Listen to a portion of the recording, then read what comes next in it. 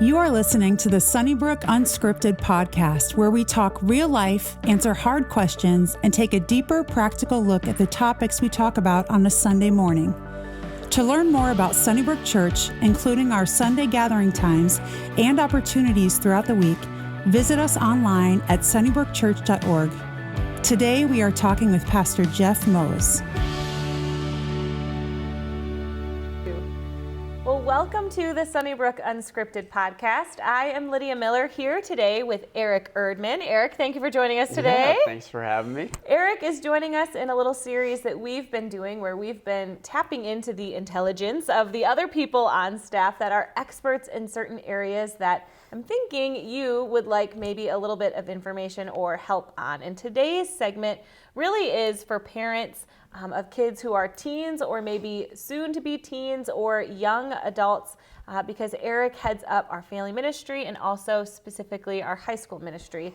And he is here to chat with us about students and mental health, which I know is a topic that is really kind of a hot topic right now for parents, students, teachers, coaches alike. This is something that we all recognize we desperately need to get right. So I'm really excited to talk about that today. But before we do that, I would love for people who don't know you to know just a little bit more about who you are, what your family is, and how you kind of got here to Sunnybrook. Yeah, well, an expert is a far stretch. I'm not an expert, so set the expectation really high. No, but yep, so I'm married to my beautiful wife, Mo, for just over 3 years. And we don't have any kids of our own, but we're foster parents. So we've had 9 foster kids in the home. We have 3 now. That's really something that we really feel called in our family. So something we love doing.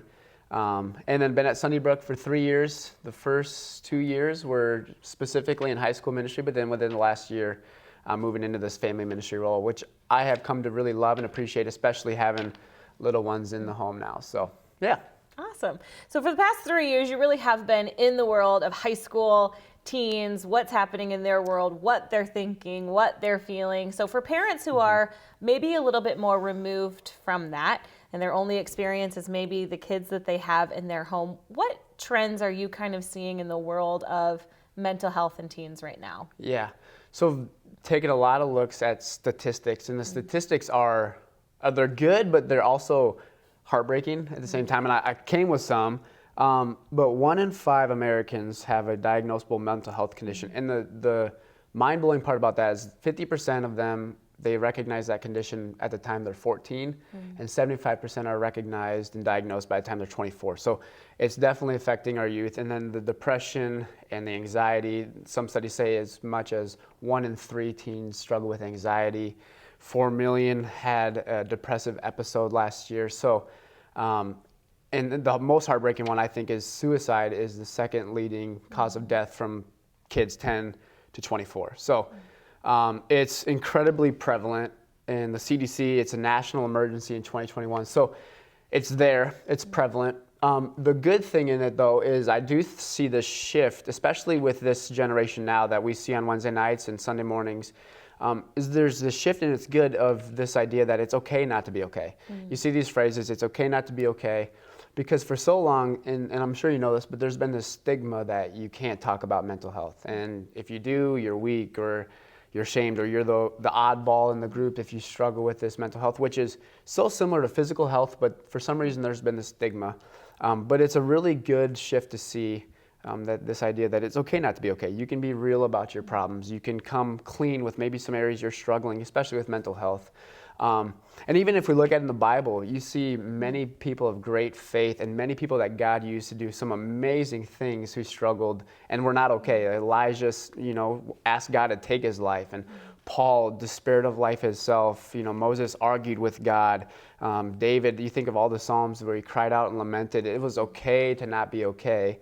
But I think then where we as ministry leaders, volunteers, parents, teachers, whatever is, okay, it's okay not to be okay, but it's not okay to stay that way.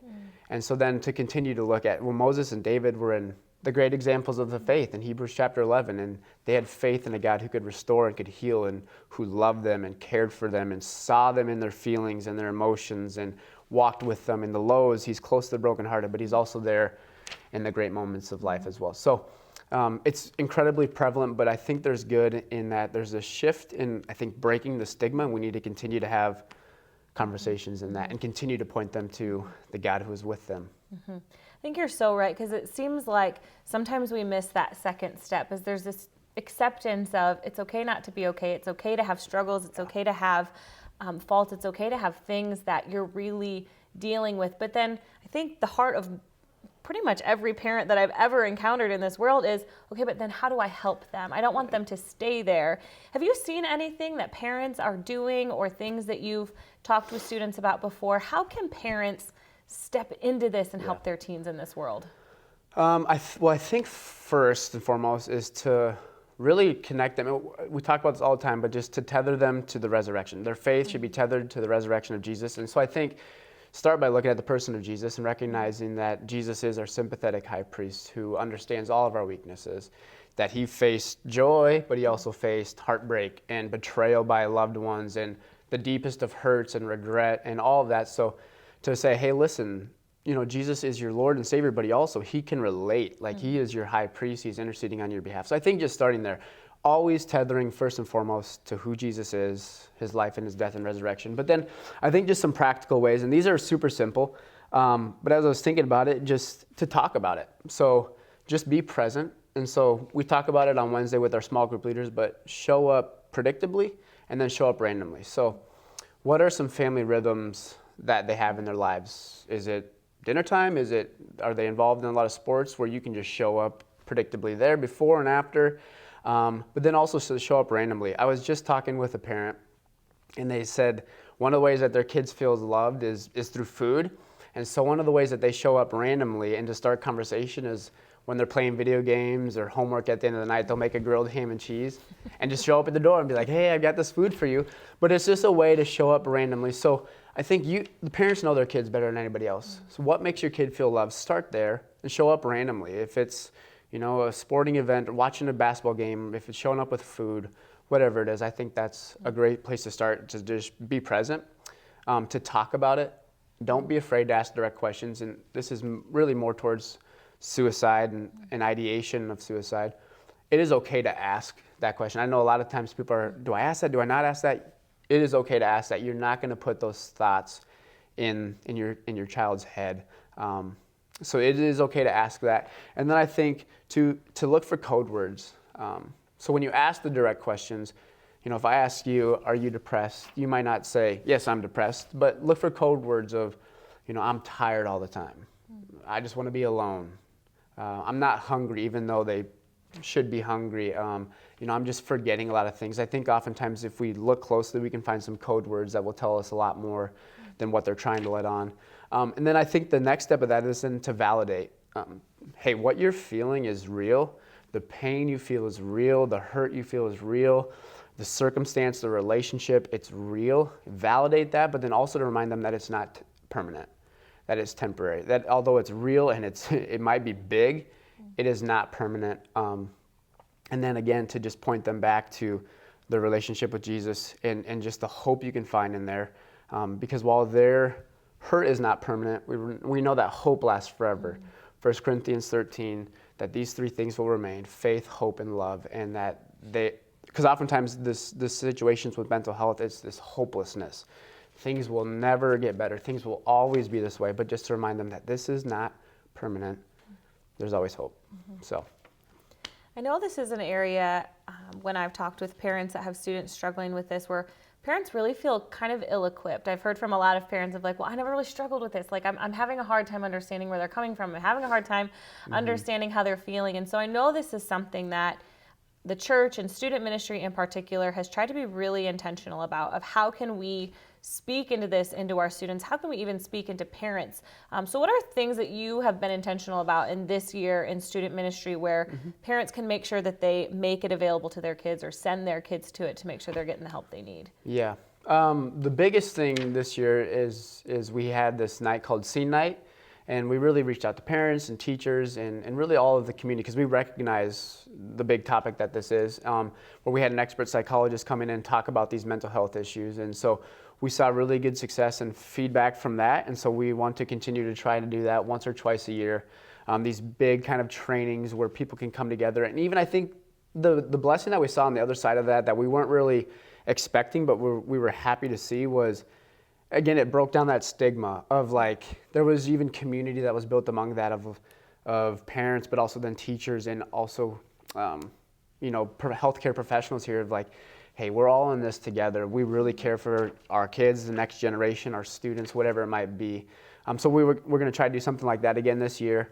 I think for Wednesday nights, we're trying to be more intentional. Like tomorrow, as this is getting recorded, we're doing a series it's called Elevate, Raising the Bar on these conversations like depression, anxiety, and tomorrow we're talking about suicide. So we're really trying to be open and honest from stage. What does this look like? And then how do we tackle it biblically?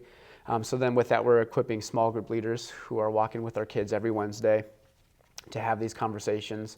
And then with that too, sending out resources in parent emails and in Facebook groups. So if there's a parent listening to this now and you're not getting those, to reach out to us on our website and you can start getting those resources as well. But really the best way that we're going to be able to help is in conversations. So I know sometimes, again, we talk about this stigma, but just want to open the door for conversation on this. If you or a kid, or your kid is struggling, to reach out. And we might not have all the answers and we might not be able to do anything, but we promise that we will walk with you in the best of our ability to pray with you if we have resources to help you feel equipped.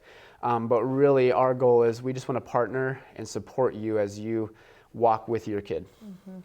I know this has been something that we've been trying to be just really intentional about in these last couple years, and I know that it's something that's impacting a ton of families. We also have put together as a church just kind of a list of approved counselors and therapists, just professional help, because we recognize you can have Jesus and still need a therapist. Yep. And we have got some Christian counselors that we really have signed off on and think are great. We have a list of those that we can make available to you as well. So if you're a parent out there listening and you're feeling like those need to be made available to you, please reach out to Erich or even just our front desk, and we'll make sure that we get all of that information to you. But beyond that, I would encourage you, if your student is not involved on Wednesday nights, not involved in a small group, the more God-loving, encouraging people your child can have in their life, the better. So I would encourage you to get them involved on Wednesday night. Reach out to Erich. He'll get them plugged into a small group and make sure that they are here for that. Thank you so much for joining us today. Thank you, Erich, for being here. We will join you next time. If you are encouraged by today's talk, be sure to rate us and hit subscribe on iTunes, Spotify, or wherever you stream your podcasts. To experience other talks, videos, and live gatherings, visit us online at sunnybrookchurch.org or download the Sunnybrook Church app. And again, thanks for listening to the Sunnybrook Community Church podcast.